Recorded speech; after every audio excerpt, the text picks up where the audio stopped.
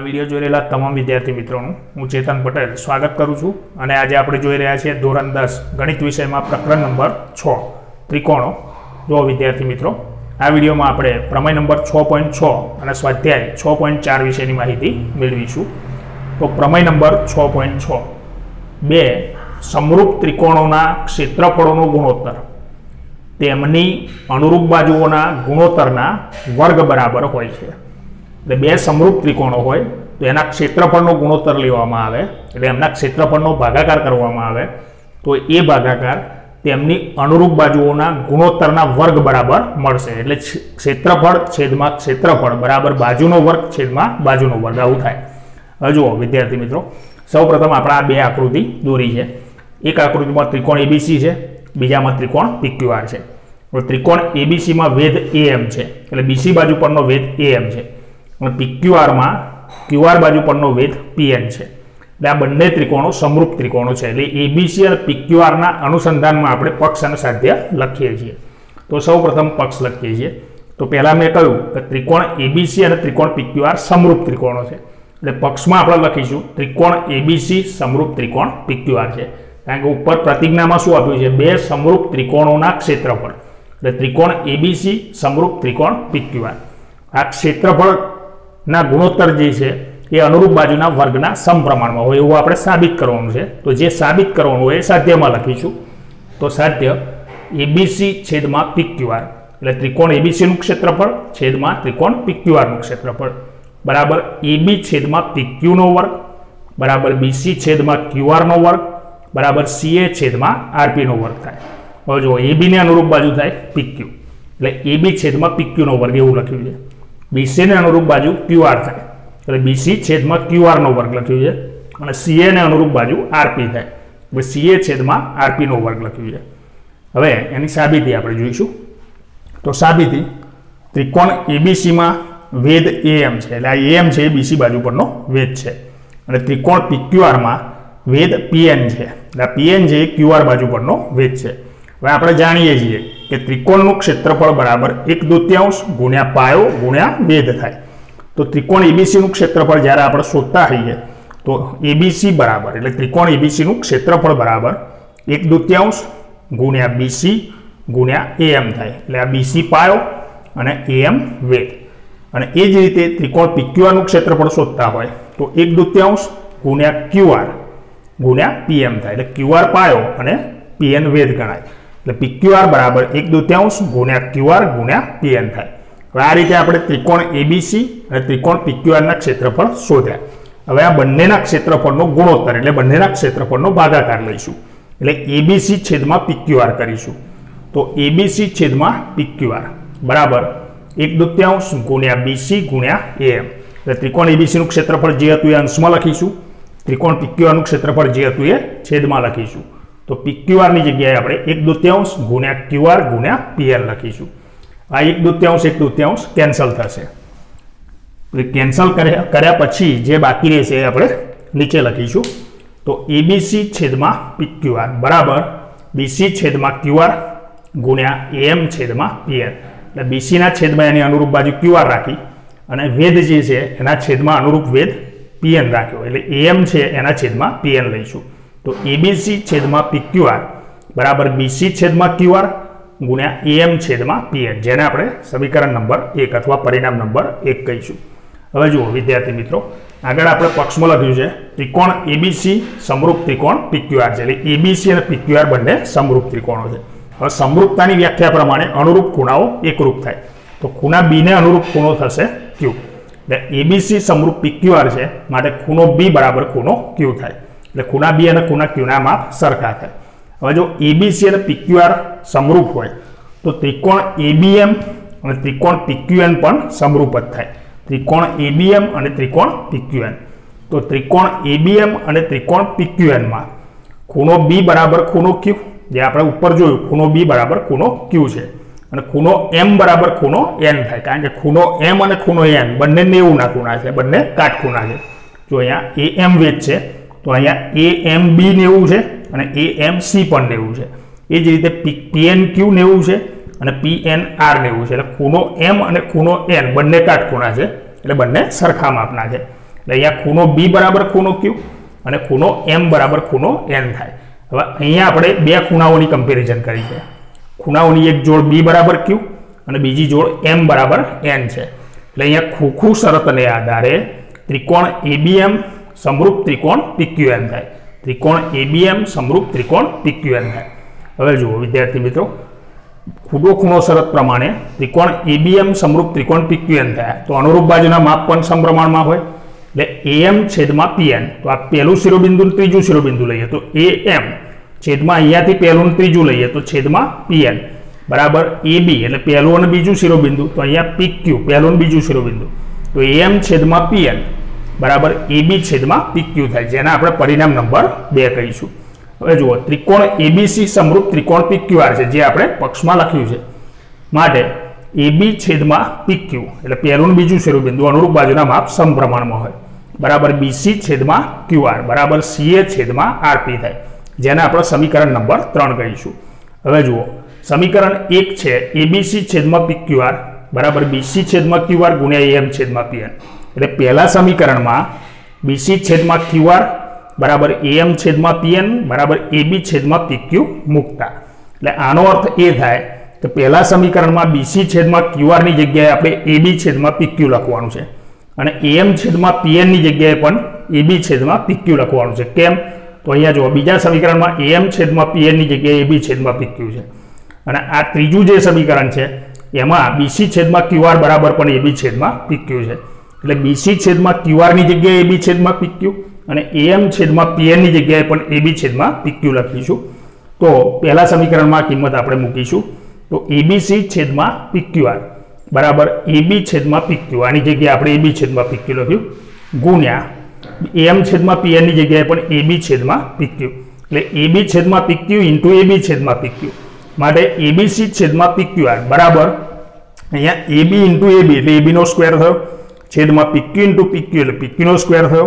હવે બંનેને ભેગા કરીને આપણે સ્ક્વેર આપીશું તો એબી છેદમાં પીક્યુનો વર્ગ, એટલે એબીસી છેદમાં પીક્યુઆર બરાબર એબી છેદમાં પીક્યુનો વર્ગ થાય. હવે જુઓ વિદ્યાર્થી મિત્રો, સમીકરણ 3 જે છે એના પરથી હવે સમીકરણ 3માં એબી છેદમાં પીક્યુ બરાબર બીસી છેદમાં ક્યુઆર બરાબર સીએ છેદમાં આરપી છે. હવે આ ત્રણેયનો વર્ગ કરીએ તો એબી છેદમાં પીક્યુનો વર્ગ બરાબર બીસી છેદમાં ક્યુઆરનો વર્ગ બરાબર સીએ છેદમાં આરપીનો વર્ગ થાય. માટે એબીસી છેદમાં પીક્યુઆર એટલે ત્રિકોણ એબીસીનું ક્ષેત્રફળ છેદમાં ત્રિકોણ પીક્યુઆરનું ક્ષેત્રફળ બરાબર એબી છેદમાં પીક્યુનો વર્ગ બરાબર બીસી છેદમાં ક્યુઆરનો વર્ગ બરાબર સીએ છેદમાં આરપીનો વર્ગ થાય. અને છેલ્લે ફૂલ સ્ટોપ લખીશું. સ્વાધ્યાય 6.4 એક્ઝામ્પલ નંબર 1. ત્રિકોણ એબીસી સમરૂપ ત્રિકોણ ડીઈએફ છે. તેમના ક્ષેત્રફળ અનુક્રમે 64 સેમી સ્ક્વેર અને 121 સેમી સ્ક્વેર છે. જો EF બરાબર 15.4 સેમી હોય તો BC શોધો. અહીંયા બે ત્રિકોણ છે, ત્રિકોણ એબીસી અને ત્રિકોણ ડીઈએફ, બંને સમરૂપ ત્રિકોણ છે એટલે અનુરૂપ બાજુના માપ સમપ્રમાણમાં હોય. હવે એમના ક્ષેત્રફળ આપણને આપેલા છે તો એવું જાણી લઈશું કે ત્રિકોણ એબીસીનું ક્ષેત્રફળ 64 સેમી સ્ક્વેર છે અને ત્રિકોણ ડીઈએફનું ક્ષેત્રફળ 121 સેમી સ્ક્વેર છે. તો બે ત્રિકોણ આપણે દોરીશું. સૌપ્રથમ એક ત્રિકોણ એબીસી છે અને બીજો ત્રિકોણ ડીઈએફ છે.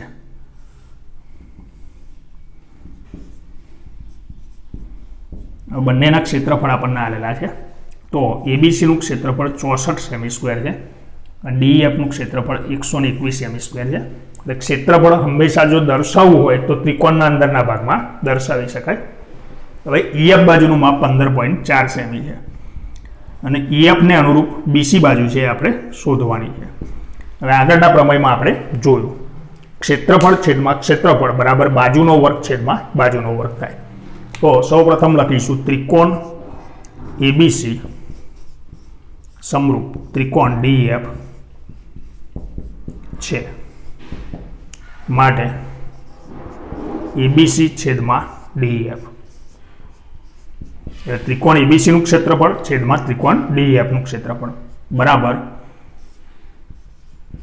બીસી છેદમાં EF નો વર્ગ. એટલે બીસી ને અનુરૂપ બાજુ EF થાય એટલે બીસી છેદમાં EF નો વર્ગ, બાજુ છેદમાં બાજુનો વર્ગ. હવે ત્રિકોણ એબીસી નું ક્ષેત્રફળ 64 છે અને ત્રિકોણ ડી આપણું ક્ષેત્રફળ 121 છે એટલે 64/121 બરાબર બીસીનું માપ આપણે શોધવાનું છે. એટલે બીસી છેદમાં ઈએફનું માપ 15.4 છે એટલે 15.4નો વર્ગ. હવે જુઓ 64/121 છે. 64 અને 121 બંને પૂર્ણ વર્ગ સંખ્યા છે તો 64નું વર્ગમૂળ 8 થાય, 121નું વર્ગમૂળ 11 થાય. એટલે ડાબી સાઈડ આપણે વર્ગમૂળ લઈએ તો જમણી બાજુ વર્ગની નિશાની કાઢી નાખીશું.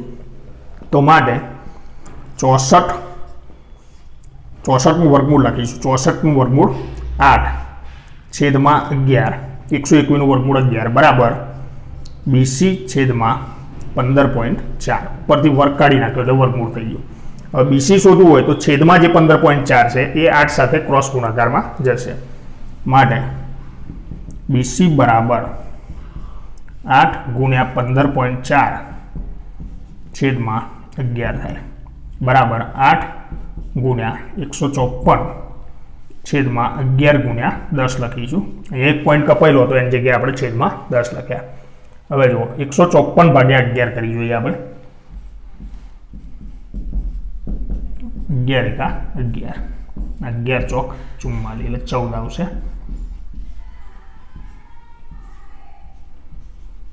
હવે 14 ગુણ્યા 8 32 વધી 112 છેદમાં 10 અને એક પોઈન્ટ કાપીશું તો બીસી બરાબર 11.2 સેમી. Example number 2.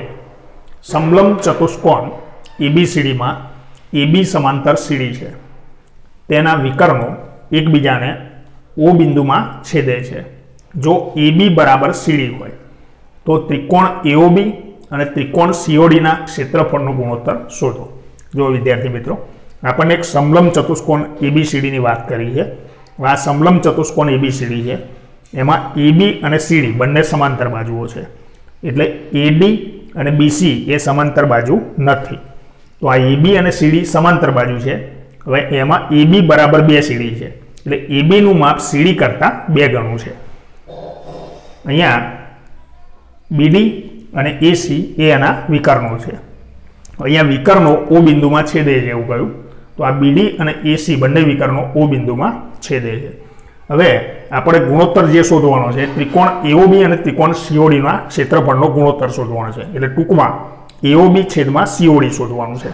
તો સૌપ્રથમ આપણે જોઈશું તો આ સમલંબ ચતુષ્કોણ એબીસીડીમાં બીડી અને એસી વિકર્ણો ઓ બિંદુમાં છેદે છે. આથી એની અંદર જે 4 ત્રિકોણ બને છે 4 ત્રિકોણમાંથી આપણે ખાલી 2 ત્રિકોણની વાત કરીશું, ત્રિકોણ એઓબી અને ત્રિકોણ સીઓડી માટે. તો આ ત્રિકોણ એઓબી છે અને આ ત્રિકોણ સીઓડી છે. તો ત્રિકોણ એઓબી અને ત્રિકોણ સીઓડીમાં આપણે ખૂણાઓની જોડ જે છે એ સરખી થાય છે એના વિશેની વાત કરીશું. તો સૌપ્રથમ ત્રિકોણ એઓબી અને ત્રિકોણ સીઓડીની વાત કરીએ તો ખૂણો AOAB અને ખૂણો OCD બંને યુગ્મકોણ બને છે. આખો ઝેડ જેવી આકૃતિ પૂરી થાય એટલે આ બંને એકરૂપ હોય.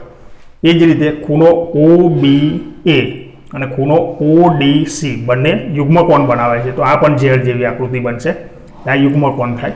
પછી બીજું ખૂણો AOB અને ખૂણો COD બંને અભિકોણ બનાવે છે. એટલે અહીંયા આ 3 ખૂણાઓની જે જોડ છે એ એકરૂપ થશે અથવા સરખા માપના થશે. એટલે ખૂણો ત્રિકોણ AOB અને ત્રિકોણ COD એ સમરૂપ ત્રિકોણો થશે. સૌપ્રથમ સમલંબ ચતુષ્કોણ એબીસીડીમાં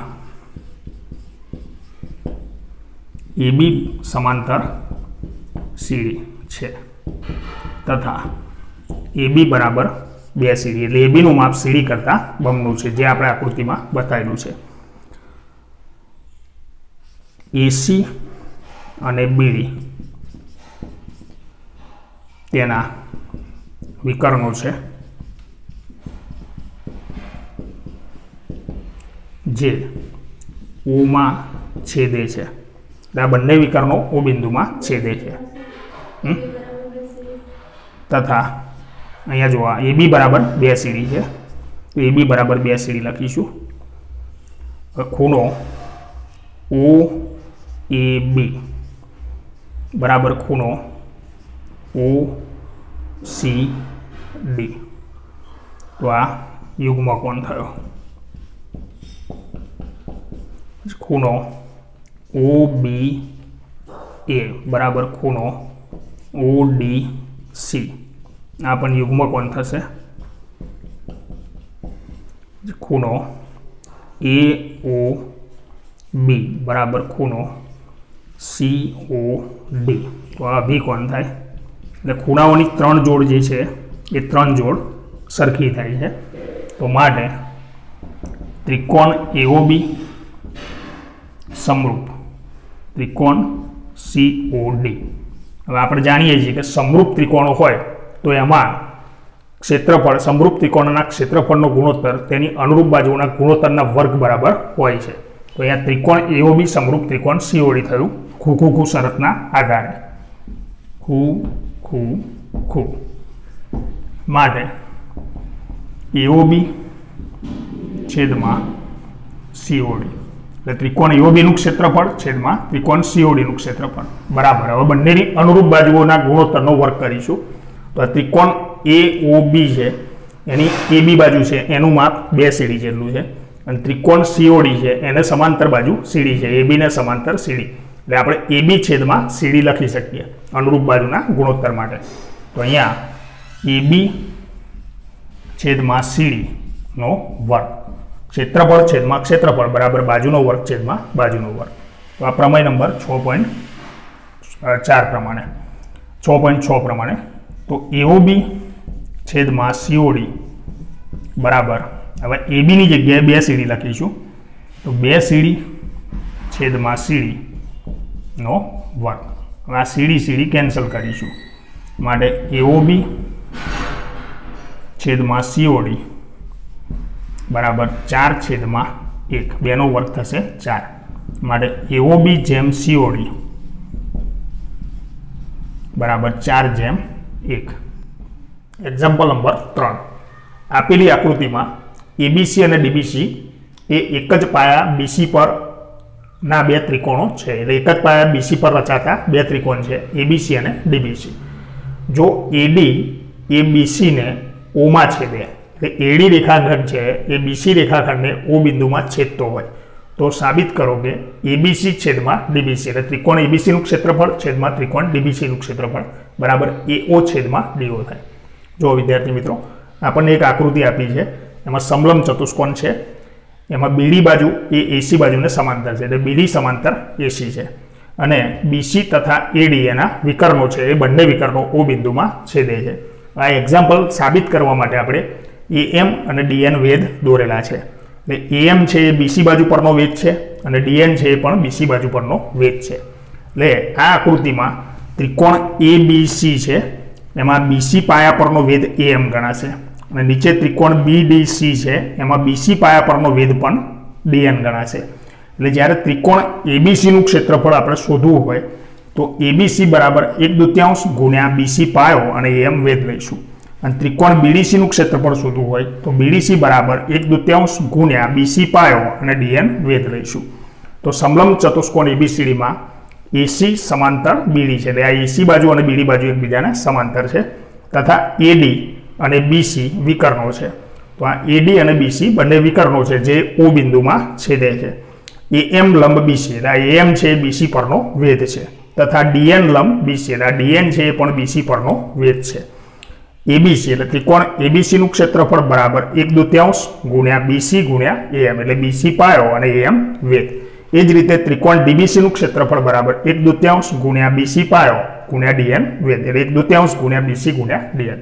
હવે બંનેના ક્ષેત્રફળનો આપણે ગુણોત્તર લઈશું એટલે ABC છેદમાં DBC કરીશું.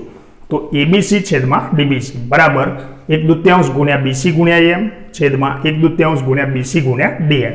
હવે આ 1/2 કેન્સલ થશે અને BC કેન્સલ થશે તો ABC છેદમાં DBC બરાબર AM છેદમાં DN જેને આપણે પરિણામ નંબર 1 તરીકે ઓળખીશું.